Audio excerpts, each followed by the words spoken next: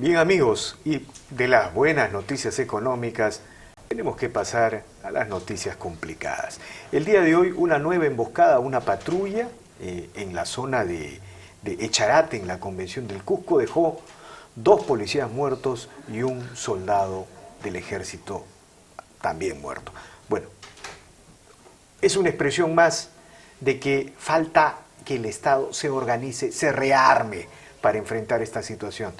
Pero junto a esta mala noticia también hubo una noticia positiva, es decir, el presidente del Consejo de Ministros y el presidente Ollantumala y el presidente del Consejo de Ministros se reunieron con los alcaldes y autoridades del BRAE. Tocayo, antes de entrar a ese punto, yo quisiera hacer un comentario breve, una reflexión más que un comentario. Yo me pregunto si es que no será momento de replantear la estrategia militar en el BRAE. Ojo que tenemos la lucha que en el BRAE se está planteando desde el gobierno con una estrategia integral, pero yo me refiero exclusivamente a la parte militar, a la confrontación armada con el terrorismo. ¿Por qué? Porque vemos que semana a semana los terroristas que conocen el terreno a la perfección disparan y asesinan a nuestros soldados, a nuestros policías. Yo creo que deberíamos replantear, las autoridades deberían replantear si debemos mantener esta misma estrategia o simplemente hacer un repliegue estratégico y para prepararnos mejor y luego avanzar, Víctor, como corresponde. Yo lo que creo es que lo que está pasando en el BRAE es que no hay una estrategia integral. El Estado no tiene una respuesta real. Mira, es verdad. Uno no puede lanzar las fuerzas militares si es que no tienes una idea qué hacer en el lado político y social.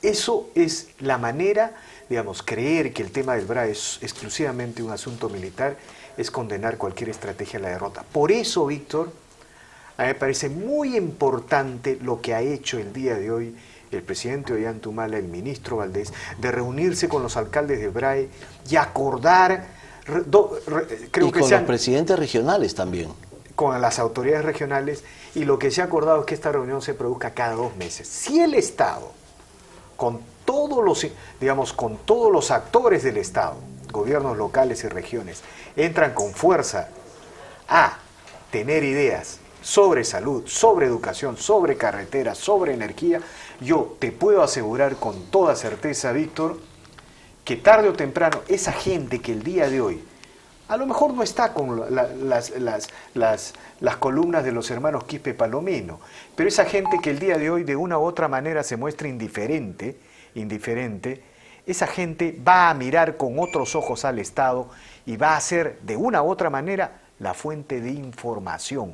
El Estado no tiene ojos, no ve lo que pasa en el BRAE, no oye lo que pasa en el BRAE, no conoce, no tiene información de lo que pasa en el BRAE en términos sociales, políticos, qué piensan los caseríos, qué piensan los alcaldes, qué piensa la gente. Y peor aún, no tiene información sobre la geografía y la zona para desarrollar operaciones militares. Entonces, esta reunión yo creo que sí puede ser un punto de inflexión, ¿te das cuenta?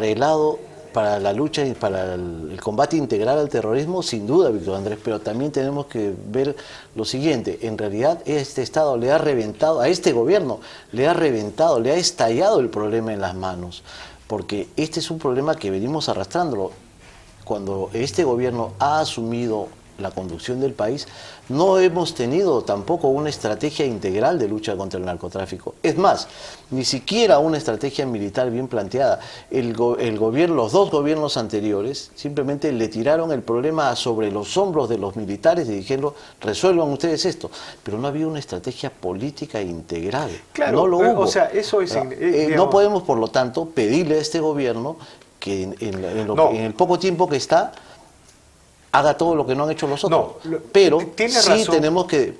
Este gesto que ha tenido hoy el presidente Humala es una señal importante, porque revela, como tú bien dices, que existe al menos la intención o la comprensión del problema, que es un punto de partida fundamental. Yo creo que tú estás en la razón cuando dices que este es un problema acumulado, ¿no es cierto? Pero lo que sí tenemos que hacerle es pedirle al gobierno que resuelva este problema. Por es decir, supuesto. pedirle al gobierno... No solo al gobierno, No. a toda la clase política en general, No, pero al Congreso de la República. Pero, Víctor, principalmente al gobierno. También, ¿no es cierto? por supuesto. Principalmente al gobierno. El gobierno tiene que tener una estrategia integral para el BRAE. Por eso, digamos, es importante subrayar la trascendencia de este tipo de reuniones. ¿Sabes por qué, Víctor? Porque no hay ninguna, el Estado el Estado peruano alguna vez le ha ganado la guerra Sendero. Y le ganó, digamos, cuando fue capaz de atraer a su lado a la población, a la gente. El día de hoy, si el Estado no tiene una mirada para esa gente, no tiene una respuesta para esa gente, digamos, ninguna estrategia va a funcionar. Pero en fin, esta es una noticia más. Sí, tenemos otra noticia. La próxima reunión del presidente con estos representantes regionales y más de 20 alcaldes de distritos y provincias del Valle va a ser el 18 de mayo.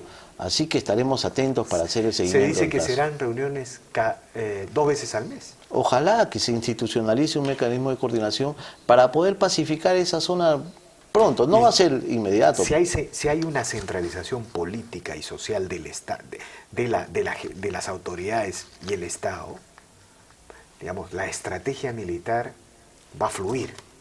Te puedo asegurar, Víctor, eso. Porque ahora nuestros soldados ven a la gente y esa gente está indiferente.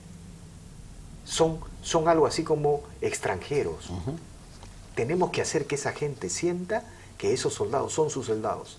Hay que quitarle al pez el agua, como decían los maoístas. Decía Mao. Solo así los quispe palomino.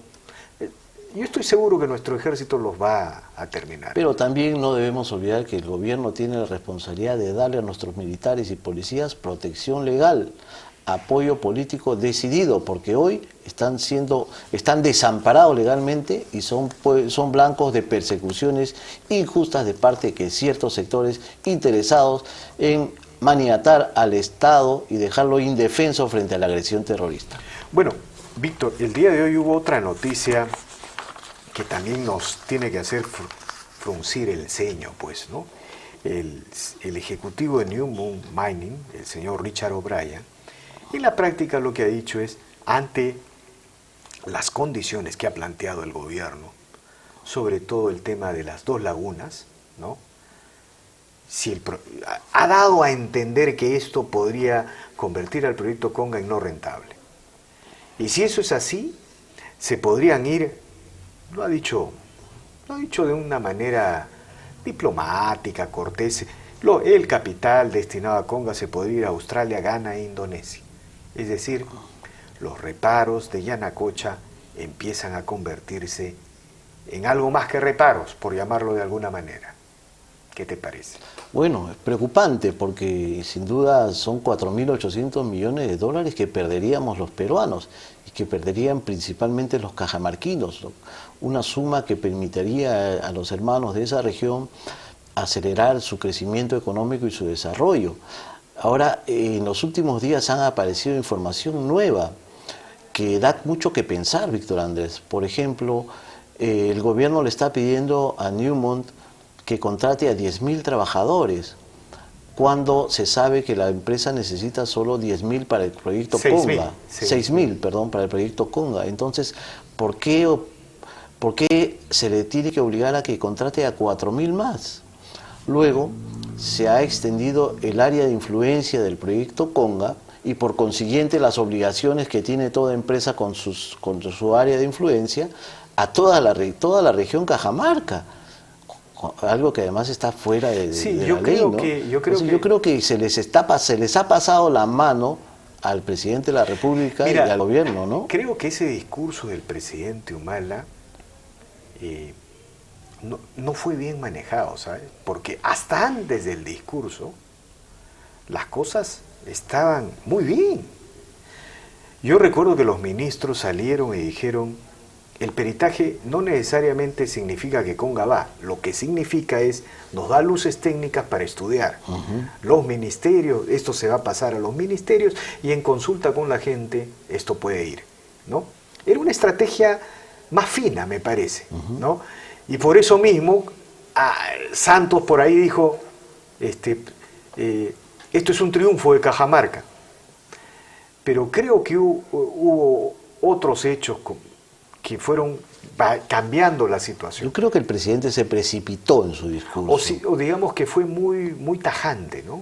Muy tajante, y por otro lado planteó condiciones que pues Yanacocha no puede convertirse en el Estado peruano, en Cajamarca. Para eso existe región, para eso existe alcalde de Cajamarca y los alcaldes provinciales. Hay quienes creen eso, que las empresas que entran a trabajar a una función tienen que cargar con todo el costo que significa darle servicios a los ciudadanos, seguridad, educación, salud, etcétera, etcétera. Ese es el rol del Estado, no de las empresas. La empresa tiene un compromiso para atender a la zona de influencia, los pueblos de la zona de influencia, pero atender a servicios complementarios, darles, organizar actividades que les permitan avanzar en su desarrollo, complementar, pero no darle pues los servicios básicos que es obligación del Estado, digamos, ¿no? Y finalmente ahorita el resultado de todo parece ser suma cero, ¿no? Porque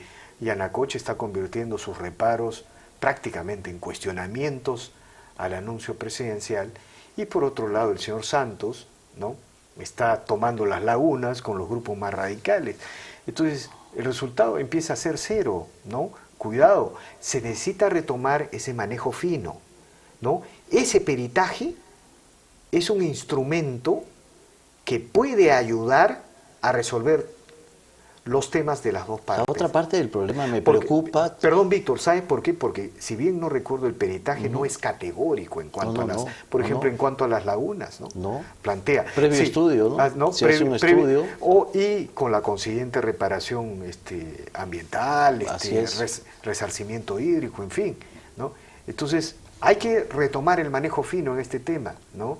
Porque cuidado, pues, por eso el señor Richard O'Brien dice... nos vamos a ganar. Y la otra parte de este problema es el lado político, Víctor Andrés, porque si se cae Conga, esto puede ser interpretado como una victoria de los sectores radicales antimineros, y entonces vamos a prender la chispa para que en otras regiones estos grupos se sientan fortalecidos y comiencen a oponerse de manera sistemática a todo tipo de proyecto extractivo, incluso hasta las hidroeléctricas. Así es. Y van a sabotear el desarrollo con total desparpajo. Y la otra cara de lo que tú dices es que el gobierno queda sumamente debilitado. Por supuesto, el gobierno quedaría muy debilitado. Así es, porque el gobierno ha hecho de Conga una especie de parteaguas, ¿no? El propio presidente Humala. A ver, ¿qué ha significado Conga para el propio presidente Humala? Cayó el gabinete Lerner y se enemistó con su ala izquierda, estos muchachos de Ciudadanos por el Cambio, ¿no? Se enemistó, se distanció y ubicó a los grupos radicales como la contradicción principal que tenían que resolver. Todo eso ha producido el proyecto Conga, ha sido un parteaguas, no solamente para el país, sino para el propio gobierno y la propia identidad del presidente Humala. De modo tal que hay que retomar el manejo fino. Así es. Ese manejo que parecía que se desarrollaba hasta antes del discurso presidencial post-peritaje. Pero en fin... Va a ser un bache, creo yo, ¿no? Sí, va a ser un ¿no? bache, porque luego vemos que el presidente del Consejo de Ministros, el ministro de Energía y Minas, han retomado el manejo fino, como le dices tú, pero ya ese bache nos ha causado problemas serios. Claro, es que las condiciones planteadas a Yanacocha, por un lado, ¿no? Tú lo has dicho, ¿no? 6.000 trabajadores necesitan, pero dicen 10.000. Oye, ¿tú sabes que es una planilla de 4.000 trabajadores de beneficios sociales? No, y además que sean de la región. ¿No? Pero por Dios, si en la región no tiene soldadores calificados, no tiene... No, entonces, así no funciona. Así no funciona.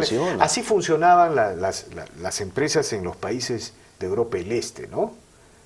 Las empresas, pues, no son lo que dicen nuestros amigos de izquierda, poderes fácticos, chupasangre. Las empresas son organizaciones que invierten dinero para ganar dinero, pero en ese camino construyen pues las grandes cosas que la civilización nos ha dado, ¿no? Que la modernidad nos ha dado. Así es. Entonces, de modo tal que mucho cuidado, hay que retomar el manejo fino, porque esto se puede ir de la mano. Pero hay otra noticia, esto sí es positivo, Víctor. Bueno, más o menos, bueno, sí es positivo al fin y al cabo, pero ha costado mucho. En Paita, amigos, se ha iniciado hoy el diálogo entre las autoridades y los pescadores y dirigentes de ese puerto peruano para encontrar una solución a las demandas que llevaron y desataron unas protestas muy violentas el día de ayer que costaron la vida lamentablemente de una persona y dejaron heridas a otras 26 personas. Hoy la policía informó que ha incautado 4 armas de fuego y que han sido dañados aproximadamente 10 vehículos policiales por ataques de las turbas. Bueno, pero el tema es que ya se inició el diálogo y quien parece que va a tener un final pronto en su gestión es el ministro de la Producción, el señor José Urquizo, porque todos coinciden en señalar que él tiene la responsabilidad política por los luctuosos sucesos de ayer.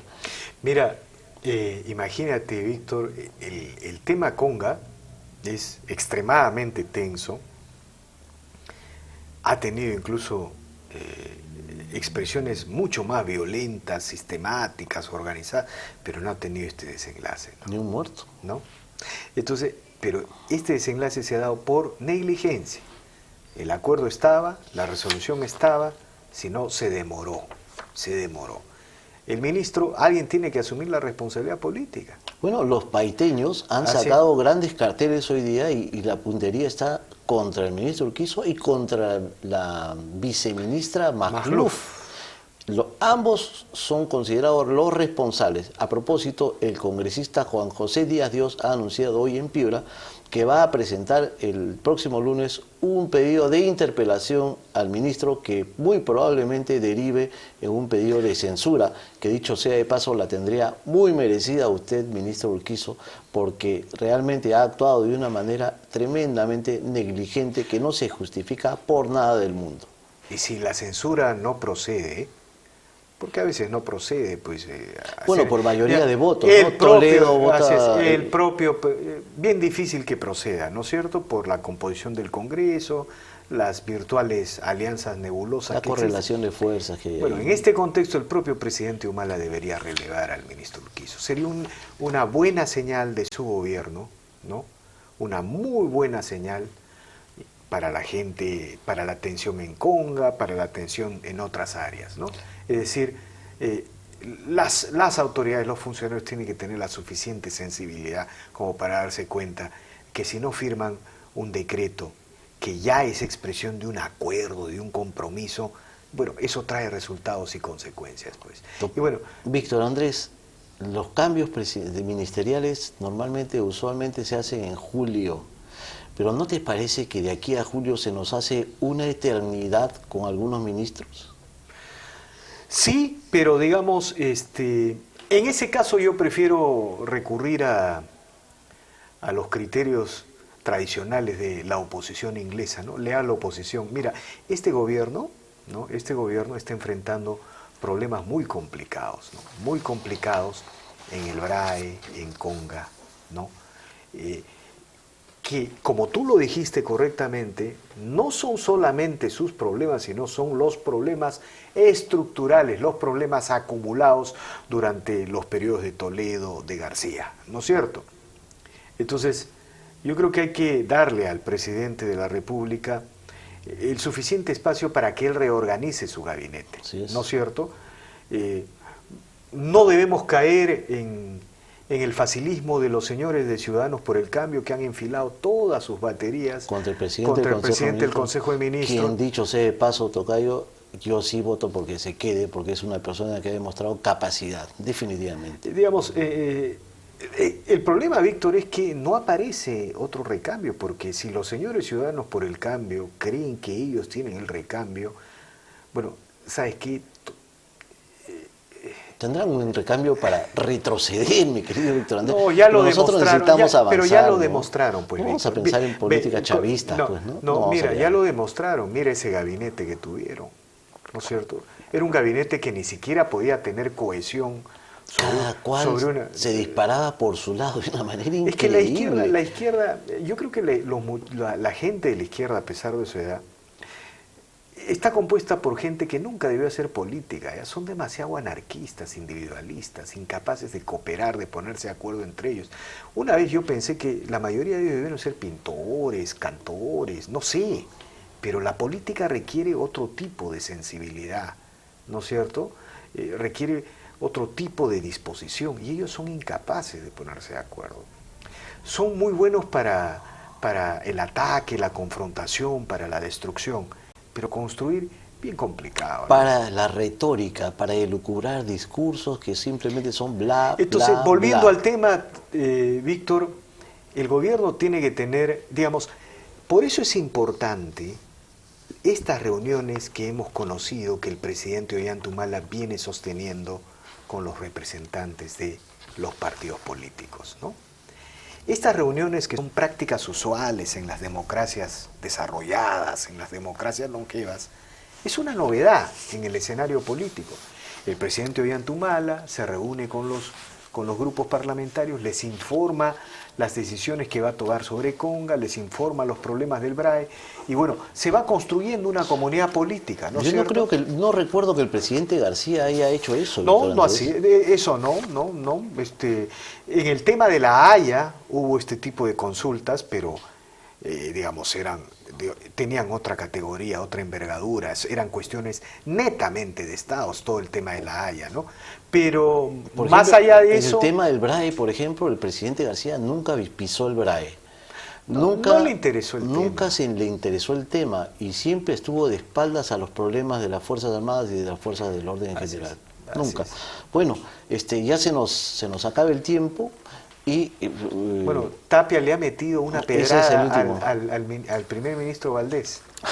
Anda como esos chihuahuas que cuando se le prenden a alguien al pantalón y se prenden ahí, cuidado, que a veces esas cosas terminan en una patada y en una rodada. Bueno, pero mal porque, digamos, la gente se va a dar cuenta que los militantes de Ciudadanos por el Cambio están con hablando por la herida. Con sangre en el ojo. Están ¿no? hablando por la herida. Con sangre en el ojo, sí. No absorben todavía. Lo que dice Tapia es que el señor Valdés no sabe, no conoce el programa de gobierno con el que ganó las elecciones el presidente Ollanta Humala. No, señor, ese programa fue derrotado porque el 70% de los peruanos votó en contra de ese programa, señor Tapia. Lo que dice el 30% votó a favor, es verdad. Pero el 70% de los peruanos dijimos no a la gran transformación y el presidente Humala, demostrando un espíritu democrático en la segunda vuelta, abrió la baraja y dijo, bueno, vamos a modificar esto y abramos un plan de consenso. Y hizo un programa distinto que se llama... La hoja de ruta. Pero lo que dice Tapia el día de hoy, Víctor, es que no han leído el programa de la gran transformación y lo que quiere decir Por favor. ¿Por qué crees que no lo aplica? Porque sí lo ha leído. Y lo que quiere decir es que la gran transformación puede coexistir con la hoja de ruta. Eso no es posible. No posible. Por eso se cambió el gabinete Lerner, por eso se fueron del gobierno. ¿Qué más pruebas? Pues? Así es, a los hechos nos remitimos. Y Tocayo, se nos acaba el tiempo, nos vamos a un pequeño corte y regresamos con una interesante entrevista. Antes del corte, quiero mandarle un saludo especial a una señora que nos ve todas las noches, la señora María Lucía Bodegaray de Peni. Un saludo afectuoso para usted, señora. Una pausa y volvemos.